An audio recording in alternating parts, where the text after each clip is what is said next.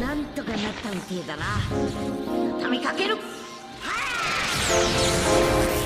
れがスーパーサイヤ人3だ。 Alright, what's going on, you fam? Raiyuden here. Don't really do this often, but I figured why not make a nice little tier list video just to rate some of the top 10 characters in the game right now. Legends decided to adopt this new philosophy. We finished an anniversary. We're now a little bit outside of that anniversary. We can get an idea of the trajectory of where the game is going. Let's see how true they were with that and see what some of the best characters in the game look like. But quickly before we do that, a quick word from our sponsor, Kaiju number 8, the game.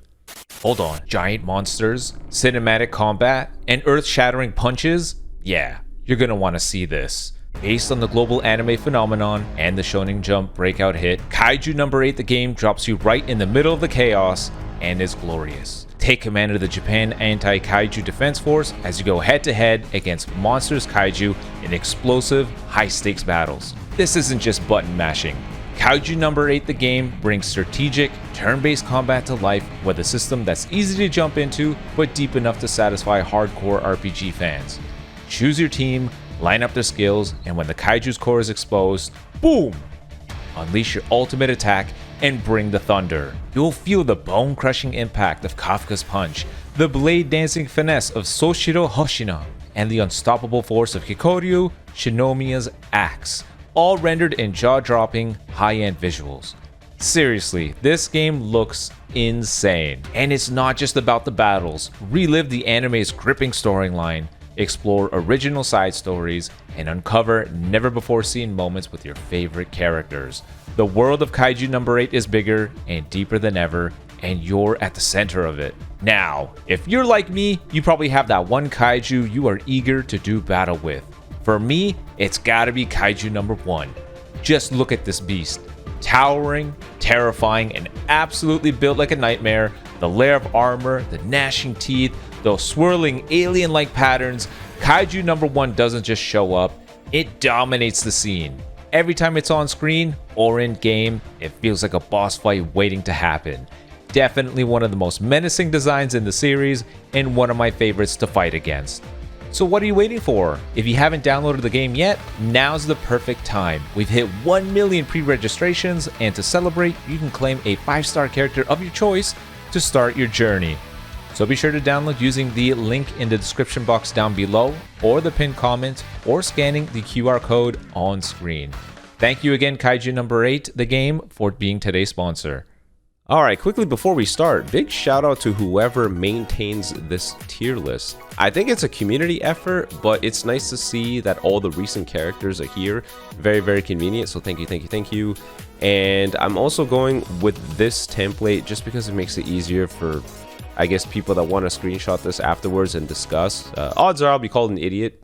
That's usually how it goes with these communities. If you don't share their exact opinion, you're an idiot. So that's just how it goes. Now the easiest one, starting with number 1, the Lizard King himself, full power Frieza. I think this guy represents the best example of the developers not knowing how to make characters and them not staying true to their design philosophy. They talked about not wanting to make one-man army characters, yet Frieza is a one-man army. You could argue this guy is the best defensive sustained character and the best offensive based character. From a defensive front, locking you in for 2 timer counts after that hit, I know we've all experienced this.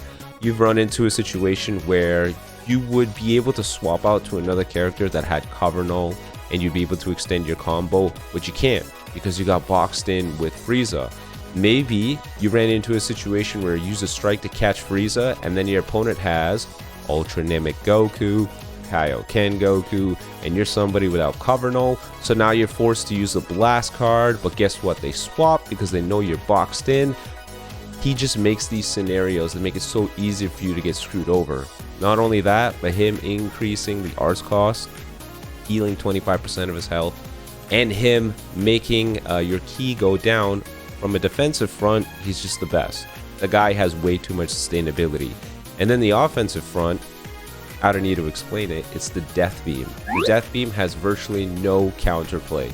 The only thing is like, what, Super 17's green card, and I think Android 19 or 20 on a cover change, they absorb beams, but I don't know if they'll ever do that again, and I don't see them powering up Super 17 now that Ultra Super Saiyan 4 Vegeta exists, so Death Beam gets to run free for a little bit longer.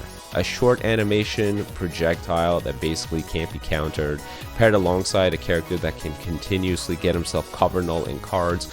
Full Power Frieza is the classic example of rules for thee but not for me. No design philosophy is pitched against him. He is simply a character that does it all, and if your opponent has him and you don't, the steep incline of the hill that you gotta climb for the victory is painful to get over. So Full Power Frieza, number 1. Alright, for the number 2 spot, no surprise, it's Ultra Namek Goku. I know with the release of Ultra Super Saiyan 4 Vegeta, this might be a bit of a competitive spot, but I find that KO guard and that sniping potential from Ultra Namek Goku just provides a bit more in this meta versus what Vegeta brings to the table. A universal second life is tremendously valuable. It doesn't matter what team it is, any team can benefit from Ultra Namek Goku.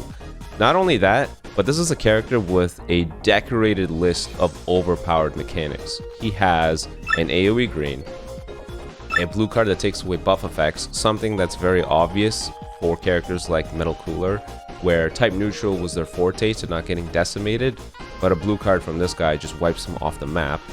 He has team-wide healing from the unique gauge, which is a big part of why a lot of these fights nowadays go to the end of the timer counts, because this guy's continuously sustaining them. Team-wide support with that same unique gauge, and then the locking in sniping potential. I find that these things are just far too valuable to not put him at the number 2 spot. His teams are also far better versus other teams, and a big part of that is because his Ultra ability is for Saiyans. Saiyans will always get powered up, Saiyans will always get modern releases, and is probably the widest ranging, biggest blanket tag that you could ever make. So Ultra Namek Goku has the easiest time fitting on any team. Some Ultras are called leader slot merchants because they don't have a team, they're just that one singular good character, so leader slot is their forte, but this is a character that'll fit anywhere. Saiyan Ultra ability is just too freeing.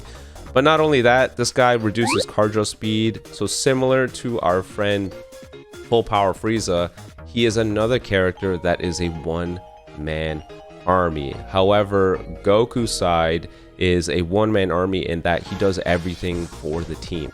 He's going to have them sustain longer, he's going to be an overwhelming damage dealer, he's going to be helping them do more damage, he's got the second life team-wide.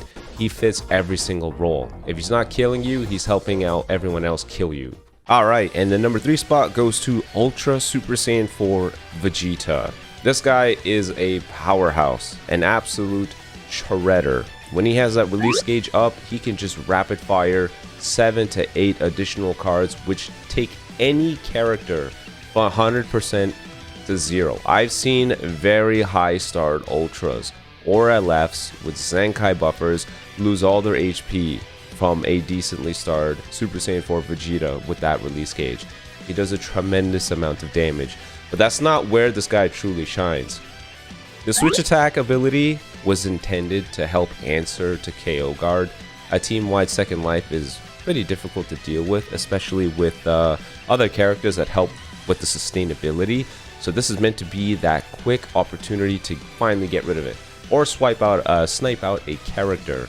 If you're somebody that's at type disadvantage and he uses the switch attack, odds are you're losing half your health, guaranteed. But Vegeta having 2 lives with buff removal is super damn powerful. Not only that, but he takes the Beast Gohan arts cost increase effect. So this guy has 2 lives, buff removal, and disruptive combos. He removes a card on entry, but he also has very low sub count on swapping out. Once he gets that full unique gauge, which charges slowly, but it also hinges on your opponent, you constantly swapping between characters, he lowers his own sub counts by 5, meaning that the opportunity to come back in and snipe an opponent is just frequent. You can use that unique gauge as an opportunity to disrupt more frequently if you time it well. If you're on the offensive front and you see your unique gauge is at 90%, or rather you're getting comboed with this Vegeta, you see it's at 90%, you can let Vegeta take the hits, increase your opponent's arts cost, you swap out to another character that can sponge damage easily, and then after 1 or 2 hits, Vegeta can show up back on the field because he lowers his own sub count, and when he shows up on the field again, he's gonna heal, kill a card, and continue the cycle of increasing arts cost. So Vegeta, both on the offensive front and the defensive front, is super powerful. One thing I do want to say though, is this the first time ever in Legends where 3 Ultras have taken the top 3 spot? I truly think it is, but I think a big part of that is because this is the first time we've seen 3 Ultras released in the span of 6 weeks. So this is kind of a pressing thing to see. 3 Ultras taking the top 3 spots. You can swap these around however you see fit, but this is just how I feel the current top 3 Ultras fit in the game. Super Saiyan 4 Vegeta, just tremendous powerhouse. Like Frieza, but on a lesser degree, can both help out a lot on the defensive front, but also be that damage dealer to quickly take out the right opponent with that snipe. Alright, for number 4, I'm going with Kaioken Goku. I think there's no surprise here. Kaioken Goku has been a mainstay in the meta for quite a while now, ever since he dropped out.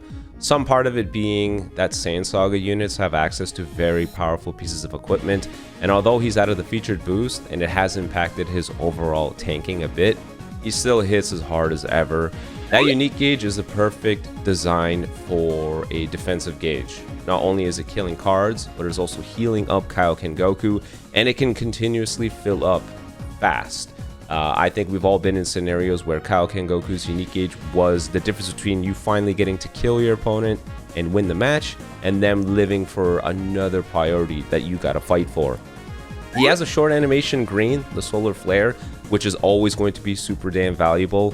There's only a handful of characters that are going to be immune to that sort of thing, like the purple metal cooler, but not many people use him. And then I believe Namek Goku has certain scenarios where he can be immune to those conditions, but Kaioken Goku is just a juggernaut. He always will be, and he is always used alongside this Ultra Namek Goku, making it very easy for him to get Zenkai buffers, adhere to the Ultra Saiyan Z ability that Ultra Namek Goku has, and not only that, but they can both leverage the free-to-play Kakarot Goku bench, the half Zenkai buffer and max HP for 2 Gokus. That's one of the most common teams you always run into. But yeah, I don't think Kaioken Goku needs much explanation. He's just a huge damage dealer, really good on the defensive front too. Not only that, but Kaioken Goku also has that huge power down effect on any heavy hitting moves. I believe for blue cards, ultimates, and awaken arts cards, where not only is he slashing near half the power of it, but he ups his own damage guard. It's one of those passives that make people doubt whether or not an ultimate will actually kill Kaioken Goku. And another thing is, as Legends continues to sort of crack on these long combos, they've been doing whatever they can to nerf it, make it harder for you to restore ki, for you to draw more cards. They've sort of been shifting power creep towards you force drawing cards, but for everybody else, these gauges that kill cards as they continuously get hit will have more and more impact because your opportunities to draw more cards will be fewer and fewer. So Kaioken Goku's unique gauge will always have tons of value, and in this meta right now there aren't a lot of very strong blue characters, so Kaioken right now is still free like Ultra Super Saiyan 4 Vegeta. He's going to be on virtually every top tier team.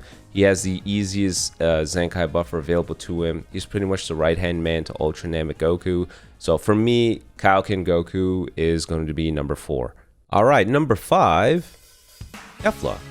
I think 5 and onward is where things become difficult to grade. This is all going to be very, very subjective, but Kefla for me fits in the number 5 spot. We don't see too many of her, but that's because Legends just spammed out a bunch of characters very shortly after the anniversary where they released double ultras, so I don't really think a lot of people had Chrono Crystals to summon. But Kefla is a scary character.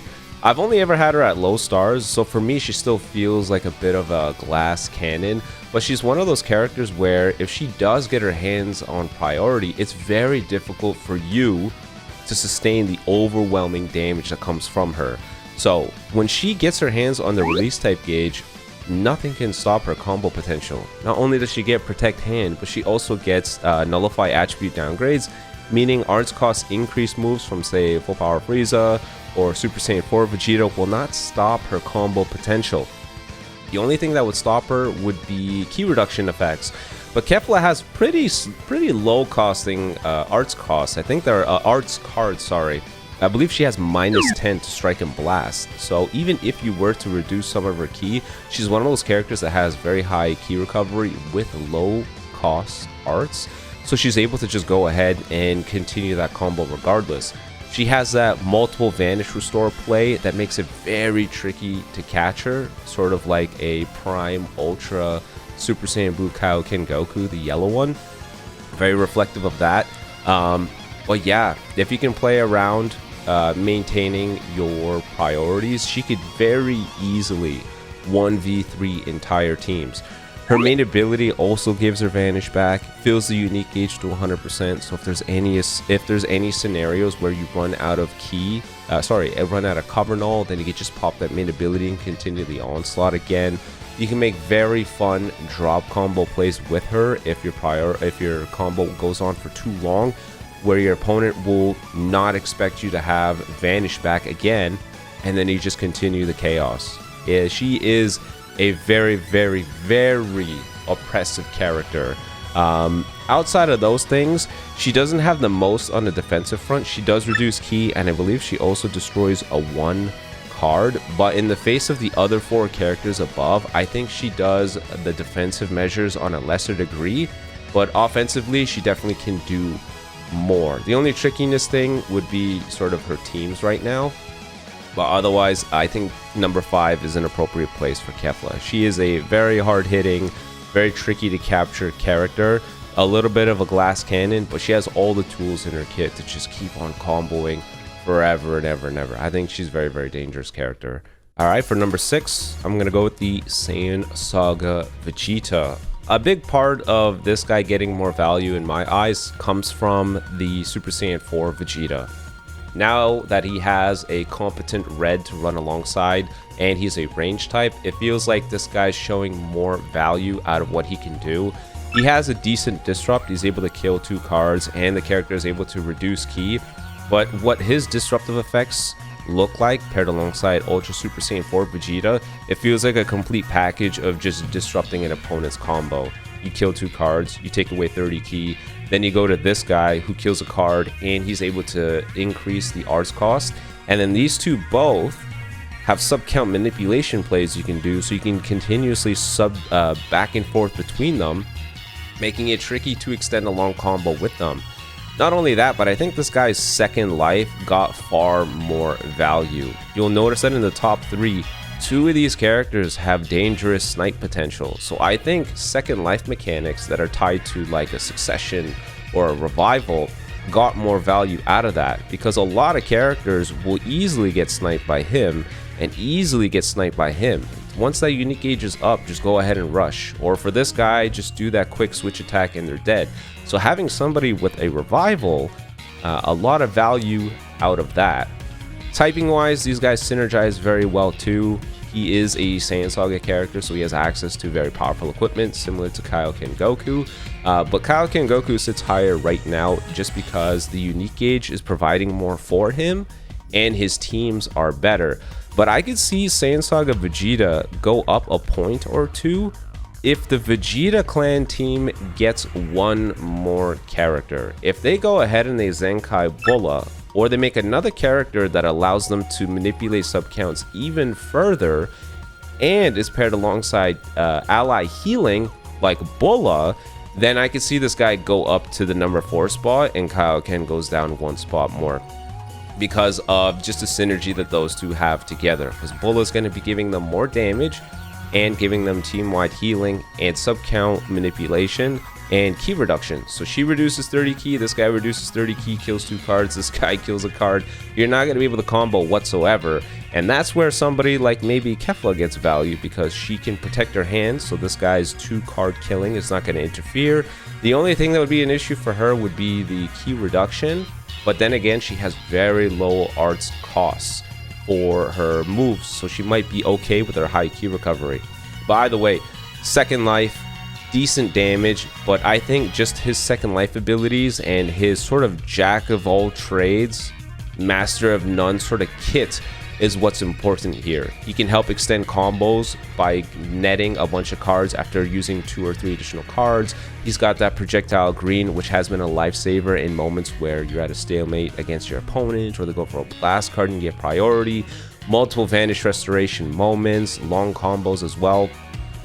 And of course, he also has Protect Hand, which can be very useful against the Kaioken Gokus you always run into. Often them trying to use the unique gauge to stop your combo, and you know, having Protect Hand helps you just extend that. No doubt this guy has gotten a lot of value now that this Vegeta is here. And yeah, I feel pretty comfortable that he's up here. I would put him at a spot higher if he had better Zenkai buffers. I constantly say this, but I think Green Raditz really should have got a Zenkai. It would have helped this guy so damn much. It really would have. So Saiyan Saga Vegeta for me, definitely in the number 6 spot. Okay, number 7, Ultra Super Vegito. This guy's plat equip shot this character up to being one of the tankiest units in the game, no doubt. A big part of that is he is permanently type neutral. Because that buff comes from a piece of equipment, it can't be wiped away. So this guy being defensively neutral, no matter what meta, for 10 timer counts, just immediately shoots up his defensive value a lot. Not only that, but he's also disrupting in a way that these guys can't protect themselves from it.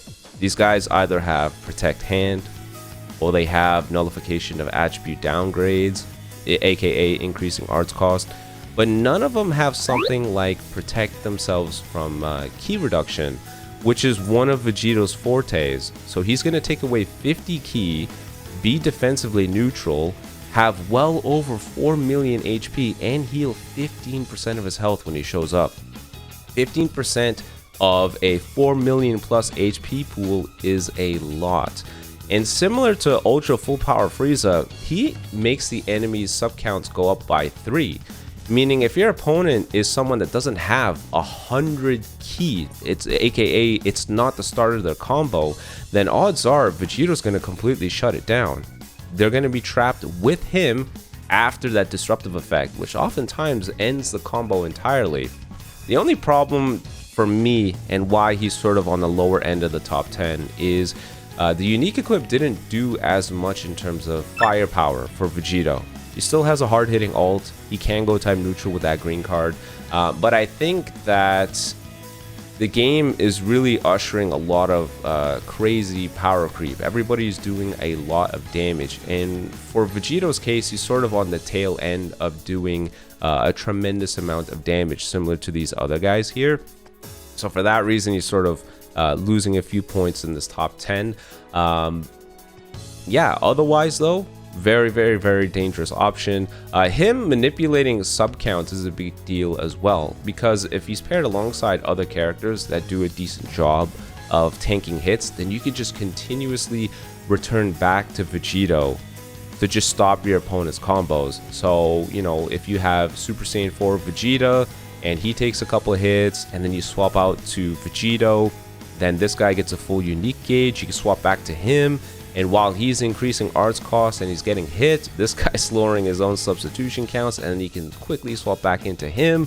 So that sort of sub count synergy is very valuable, but he's just sort of on the tail end of firepower, which is why he's on the lower end of the top 10 for me. All right, number 8, Krillin. I know this is going to be controversial. The community has had a very difficult time grading Krillin, and a big part of that is because support characters are a lot harder to judge in this game, since the easiest trait to judge is damage. It's hard to see a character amplify the other 2 characters because the variables never stay the same. Your opponent sometimes has more stars than the previous match. Sometimes they have Zenkai buffers, sometimes they have different equipment. It's hard to consistently gauge what a character can do from a supportive front versus somebody that can just do easy damage, combo forever, and you just turn your brain off. But Krillin, to me, is definitely a top 10 character. Individually, he's not a spotlight character, but it's what he does for the top 2 characters in the game that matters. The top 3 Ultras, they gap the remainder of the game. Number 1, number 2, number 3. If I could, right here, there would be a gap. Everyone else, big gap between them and the top 3 Ultras. This guy is the perfect glue for the top 2 characters in the game. He gives them 50% more damage. That's one of the highest support damage numbers that have ever existed in Legends. I think there's only 2 cases where it's higher. I believe it's Frost, when after he pops his green card and he's helping you deal damage against Saiyans, and I think Green Vados. That's it. Not a lot of characters get over 50% overall support just willy-nilly being there as a passive. So Krillin has some of the highest damage support for the 2 best characters in the game ever. He gives them 20% more damage guard. Upon Krillin's release, he was the 2nd character ever to give allies damage guard. The first one was the free-to-play Dragon Ball Super Broly, the base form one from years ago. That was part of a collaboration campaign with the movie. That was years ago. But since then, we got a couple more, and I know one of them is Kefla over here. She gives Universe Rep additional damage guard, but he was the 2nd character ever to do that. Not only that, but he gives them additional health restore. You heard me earlier talk about Frieza having some of the best sustain in the game because he heals 25% of his health after showing up on the field and getting hit by an enemy card. So you're telling me this guy, healing a quarter of his health, gets a 20% boost on that. And then Namek Goku, one of the things that I praised was his unique gauge healing the entire ally team. So you're telling me we amplify both those things. I give a guy with a 2nd life debuffing disrupt defensive front 20% more damage guard, and on a team that has a team-wide 2nd life 20% more damage guard. That's insane. Now Krillin really is just glue for these 2 because he has his own sub count manipulation. I think if he uses 2 cards, he lowers ally sub count by 2, which is already huge. But then on the heavy hitting moves, he lowers sub count by 5. So odds are you just go back into Frieza and Frieza just sponges it. Even if that doesn't happen and the game is not going your way, he has death buffs too. He gives allies permanent 20% damage. He heals these 2 20% HP and you get 2 Dragon Balls. So you're telling me I now have to deal with the 2 best units in the game dealing even more damage. Odds are even closer to his Rising Rush, and they're healed back up after all the work you already did to try to kill them. There's no way Krillin is not a top 10 character for those things alone. He's just meant to be an amplifier, but he's one of the best amplifiers for 2 of the best characters in the game. He's the ultimate glue for these 2 to flow together better. Equipment wise, subcount manipulation wise, stats wise, everything that makes these 2 the best characters in the game, he just takes them and dials them up another notch. So no doubt Krillin, number 8 for me. Alright, number 9, I'm going to give to support Goku. It's interesting to see this old 1% Zenkai come back once again. They definitely nailed it with this guy overall. But I think because of the Saiyan Saga characters that we're seeing in the top 6 here, this guy just synergizes so well with them, alongside the fact that this guy and Ultra Namek Goku are the new future Gohan and Pan, aka you put these 2 together and you leader slot another strike-oriented character, and they just amplify them tremendously. This guy has a bit of a disruptive effect. He flows well with Saiyan Saga characters, allowing them to take full advantage of their equipments. Sometimes they need another Saiyan Saga ally, or they need to have their hands on more Saiyan Saga allies in order to get either 8% more pure defense or 5% more damage inflicted. And then on the bench, it allows you to leverage Yajirobe, so you can now get more green cards, and both these characters can do a lot with their green cards. Something that I take advantage of when I ran him with the Vegeta clan team. You throw Saiyan Saga Vegeta, Ultra Super Saiyan 4 Vegeta, and that Saiyan Saga Goku. You can throw Yajirobe on the bench, and this guy's green card lowers ally sub count by 2. So we already got an Ultra with -2 sub count, who then also lowers his sub count by 5 when his unique gauge is full. You got another character that changes it during heavy hitting moves, and then you got this other guy with a green card spam that keeps doing it as stop time events and to let you swap to the other characters. You're seeing a lot of value come out of what he's able to do. But not only that, if you run him with this guy, then you can leader slot anybody else, and they all have really powerful green cards. Most notably Namek Goku, just because you can spam out AoE green cards. He also has a bit more tanking from the unique equip, but the biggest praise out of that has to be the sub count manipulation on the final slot. Saiyan Saga Vegeta doesn't have -10, I think he only has 7. So with the unique equip for the Saiyan Saga Goku, it's the final amount that you can now swap into somebody with a second life to avoid somebody getting killed. He also heals ally Saiyan Saga characters up to 10% of their max HP, so he helps with the sustain front, and he also manipulates his own sub count as allies get hit too. The unique equip definitely helped him out.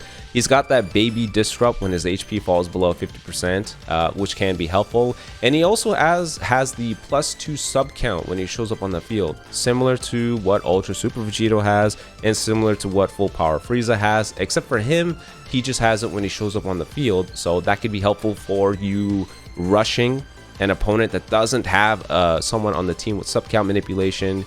You finally getting that little snipe on the opponent if they have a low HP character, just allowing you to get that final nudge in to killing somebody. But of course, the biggest praise that he has is that 40% extra damage inflicted that cannot be cancelled. Like I said, that's very close to Krillin's, and his is some of the highest in the game before everybody on the team.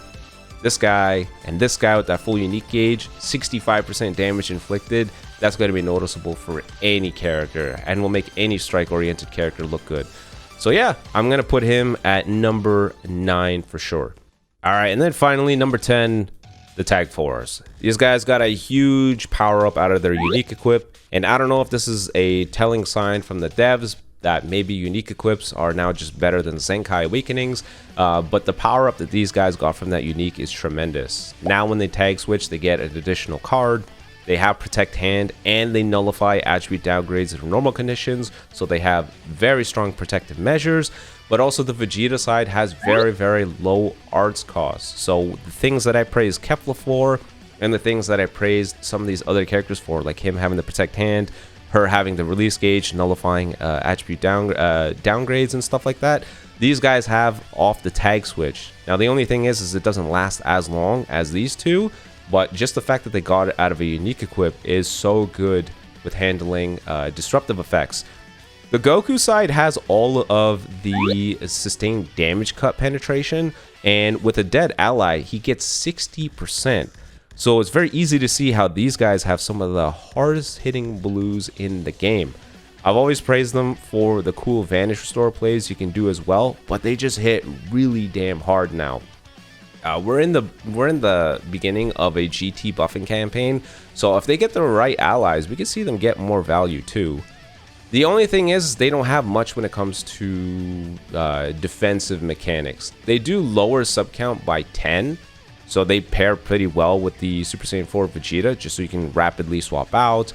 They also have the no switching, which can be helpful too. But otherwise, the unique gauge alone just amplified them in terms of their damage and having them be a little bit protected against disruptive effects. And from that overall bulk, just the Goku side being such a hard hitter, low arts costs on the Vegeta side, and then just being so immune to disruptive effects, I think that putting them in the number 10 spot is pretty appropriate. Now for honorable mentions, I think the biggest one we could put is going to be Ginyu. Ginyu Force got that unique equip, and right now in the meta, we don't have very strong purple characters.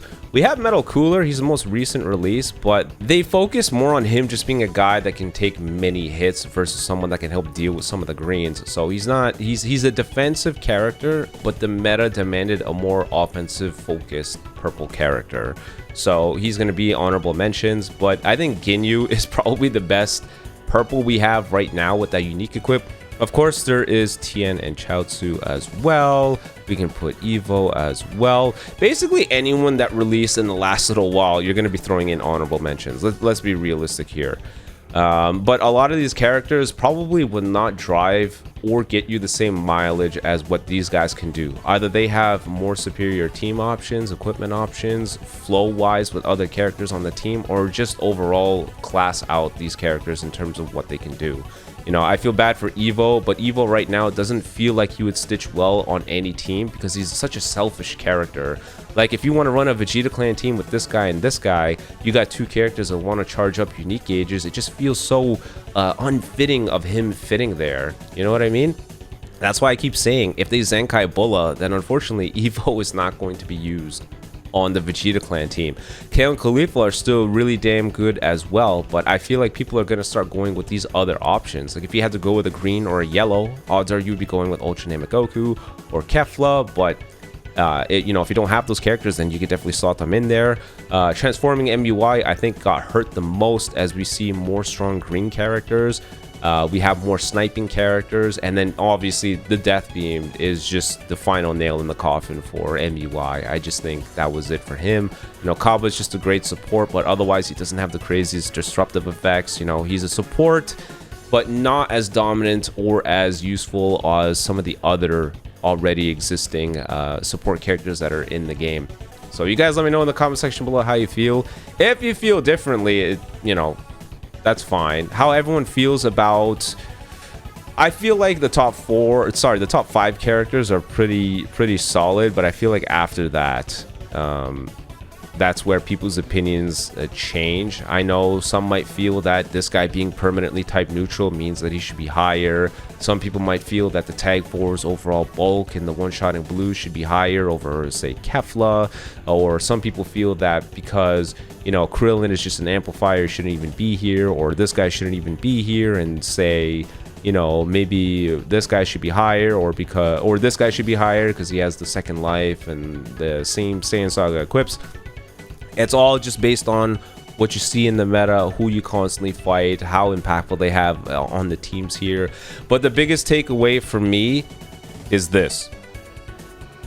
No one is going to argue that the top 3 characters are not the Ultras. And that's it's kind of a scary thought. It goes to show that their new design philosophy was a total sham. So you guys let me know in the comment section below what you think. But until next time, peace.